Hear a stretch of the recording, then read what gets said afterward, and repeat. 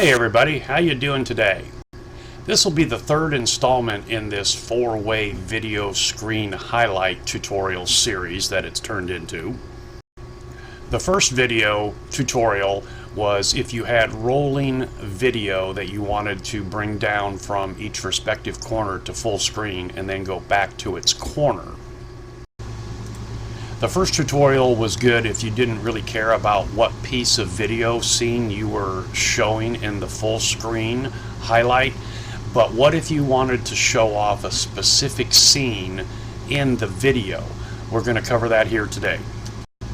The first thing you're going to want to do is bring into PowerDirector the first scene that will be one of the four-way videos in your final project.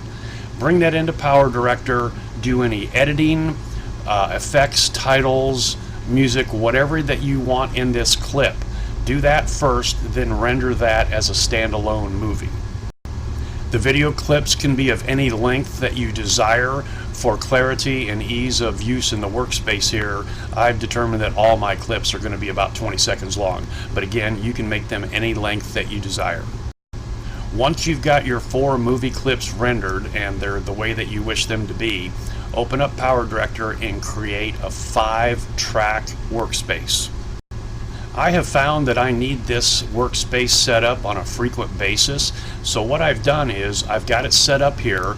I have the 5 tracks on the left hand side here in the timeline, and then the FX in the title and the music and audio below those. I then save this as a PowerDirector program file, and I actually have it on my desktop, and you can see up here in the upper right hand corner I have it labeled 5-track.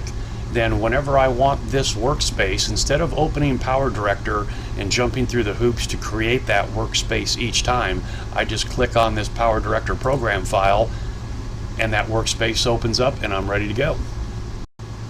Import into this 5-track workspace your 4 video clip scenes into the library. Instead of having rolling video in the 4 corners of the screen, we're going to have static pictures that then come down to full screen, turn into video. To accomplish this, we're going to have to take screenshots of the very beginning of each video clip and the very end of each video clip. Bring your first video clip down to the timeline. Make sure the playhead scrubber is all the way to the far left, and then take a snapshot picture of it. Move your playhead scrubber to the very end of the video clip, take another snapshot. You then can remove this video from the timeline, bring down your second scene, and do the same thing. Take a snapshot of the very beginning of the video clip and the very end of the video clip. Remove that video clip from the timeline and then do the other 2 scenes the exact same way, taking those beginning and ending snapshots. Once you've completed that, over in your library here, you will have your 4 video scenes and then your 8 captures. 1 capture of the beginning of each video and 1 capture of the end of each video. So here is an overview of what we're going to be doing. The first 4 upper tracks in the timeline, tracks 1 through 4, they are going to hold all of our static pictures. Their purpose up in these first 4 tracks in the timeline are going to be as background pictures only. Once we have them placed and timed out, there's nothing else to do with them. If we did not have them in place, there would be black squares in certain corners of the full-size video screen. So let's get this started. Up here in your media library, take your first snapshot of the beginning of the first scene and bring it down into track 1. Alright, at this time you're going to want to determine which clip is in which corner of the screen. It does not matter which track in the timeline you put the screen captures for each video clip. I'm going to have my videos rotate from the upper left to the upper right, the lower left to the lower right. You can do them clockwise, counterclockwise, diagonal, Z, whatever you determine. So I've got the initial screen capture of the first scene down here in track 1. You're going to want to double click on it to bring open the PIP window, and I'm going to resize and position that in the upper left hand corner. Bring that same screen capture down into track number 5. The default duration of pictures in my PowerDirector, I think it's for everybody, but anyway, is 5 seconds. I have determined that I want the static pictures of the beginning and the end of the video to be 2 seconds, so I'm going to change that duration to 2 seconds. As this video opens, I wish to have a few seconds of the static picture 4-way. That being the case, with the default of the captures at 5 seconds, and I have this capture down here in the track number 5 set at 2 seconds, I'm going to want to grab that and drag it over until it meets the end of the first screen capture up here, which is the same screen captures, by the way, again, in timeline track 1. Double click on the first screen capture in track number 5, open up the PIP window, resize it to the proper corner. Now come down here, set your keyframes for position and scale. This track is 2 seconds long. Move your scrubber all the way to the end of this screen capture, then resize it down to full size. And here's what we've ended up with. A few seconds of static picture, then the static picture goes to full screen. Bring the ending snapshot of that first scene down into track number 1. Double click on the screen capture, open up the PIP window, resize this screen capture to the proper corner. Now we need to extend the duration of this screen capture, the basic length of the video clip that you're going to have at the end when this is all said and done. I know this is going to be about 1 minute and 30 seconds, so I'm just going to grab this with my mouse and then drag it out to the proper length. Don't be too concerned about the duration of this screen capture here. If you don't know the end time of your video, we can clean that up later. From your media library, bring down the very first video scene down to track number 5. And here's what we have so far. A few seconds of static picture that then fills the full screen, launches into the video just smooth as silk. Go to your media library, get the screenshot that is the end of the video clip that you're working on, and then bring it down to track number 5. My timing is 2 seconds, so I'll set the duration of that snapshot at 2 seconds. Double click on that snapshot, bring open the PIP window. It's full screen, which is where we want it. Set your position and scale, move the scrubber to the end of this snapshot, then resize it to the proper corner. Alright, so the first video clip, in this case in the upper left hand corner, it's done. So when I play this back, we'll see the video freeze to a static picture, then the static picture go to the proper corner.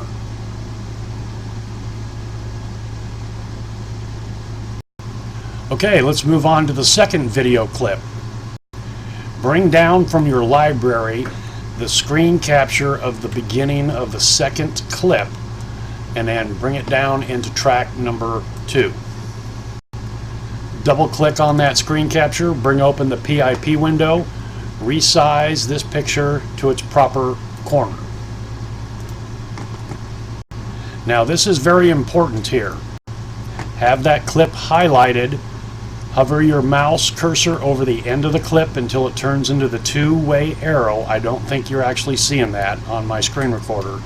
Then drag, extend the duration of this snapshot to the end of this video piece here, including the screen capture of the first video down here in track 5. Now go get the snapshot of the end of the video of the second scene, bring it down into track number 2, and then we're going to extend that out to the end of what we think might be the timing of the final clip that we make. Remember, we can clean this up at the later time. Double click on that screen capture, resize it to the proper corner. Since there's several different ways of doing this, I decided to mix it up and show you several different examples. And with this scene here, this video clip, let's have this as all rolling video, no static pictures down in the track number 5 in the timeline. So I'm going to take the video scene of that video clip and bring it directly down into the timeline on track number 5. We've added no pictures. So now we want this active video to come down from its corner, hold for a while, then go back to its corner. Double click on it, bring up the PIP window. First things first, we're going to want to resize it to its proper corner. Then set your position and scale. Decide what length of time you wish to have it come from the corner to full screen. Let's go 3 seconds just for the heck of it instead of 2. Grab the picture, bring it down full screen, and you see that the keyframes set in automatically. Now I'm going to take my scrubber all the way to the end of the video clip. I see that it's 13 seconds. We'll back that up to 10 seconds. Set our keyframes again, position and scale. Move the scrubber back to the end of the timeline. Resize the picture back to its corner. Keyframes fill in, click OK. Alright, when I play this back, we'll see this very first video that is already full screen. It will freeze to a static picture, then the static picture will go up to its corner. Then the next piece of video, scene 2 from the upper right hand corner, will play and then come down to full screen. Then I'll jump ahead, and then that active video, still playing, will go back to its corner.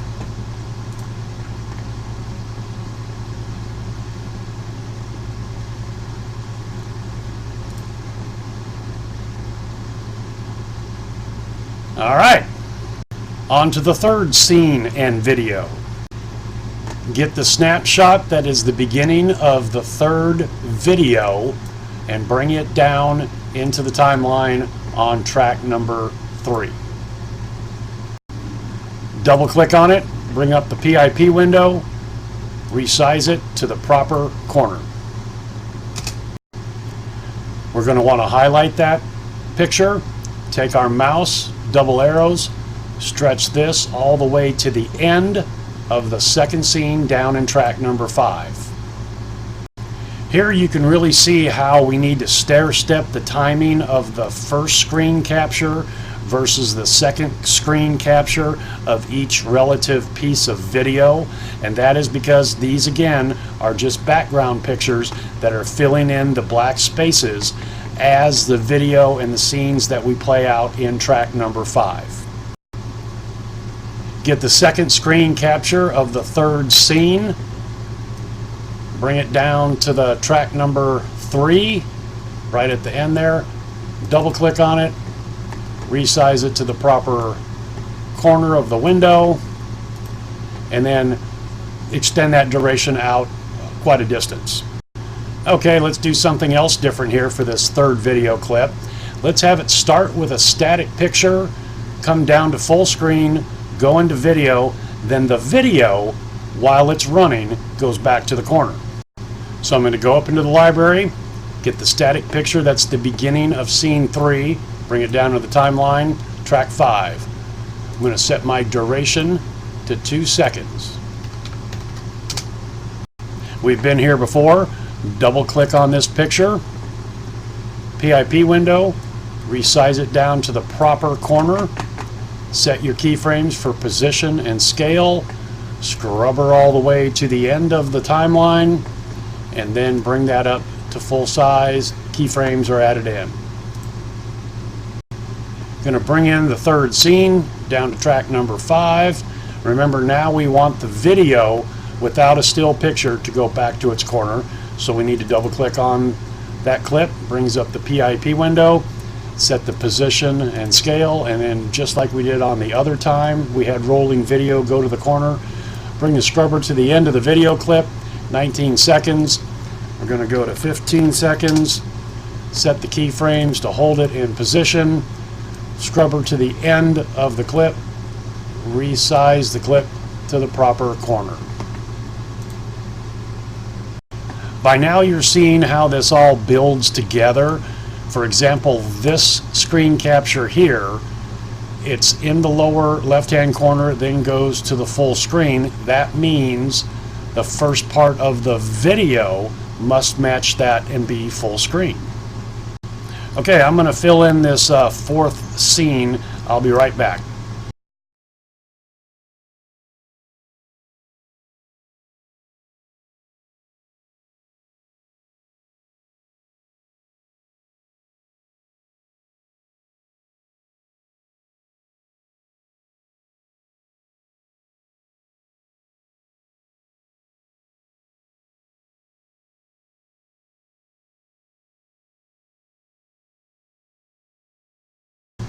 Okay, that last video clip there, I just used the beginning static picture and the ending static picture as we've done before. Now you can see over here on the end where I have the first 4 timeline pictures that are the end of each video clip. It's extending beyond the track 5, which is actually okay. A few seconds where we're going to have this 4-panel view again. But if you wanted the clip to end at that moment or extend it just a little bit longer, just simply highlight each clip and then bring it to wherever you want it, and then make sure each successive clip is the same duration. Here's the finished product. I'll leave this up for a few seconds in case you want to pause it to look at the spacing and the timing and the durations of how it's figured out here.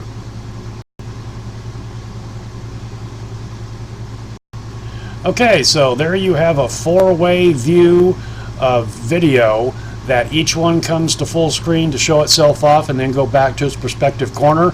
I kind of like it. I've used things like this in the past with pictures, but I can see where I'm going to use this with video a little bit more often. It is kind of involved, but once you get through it the first couple times, it's actually pretty simple. Alright, I'm going to render and produce this movie, and that'll be the next thing you see to get to see it in all its glory, full scale, in real life, so you can check out the different variations that we went through here today and see which ones you like best. Personally, I kind of like the static picture to full screen video, then static picture back to the corner. However, I can also see where a static picture comes down to video, then the video goes back to its corner. You know, it's all your personal preference. All right, guys, that's it. Here comes the full movie. Thank you very much.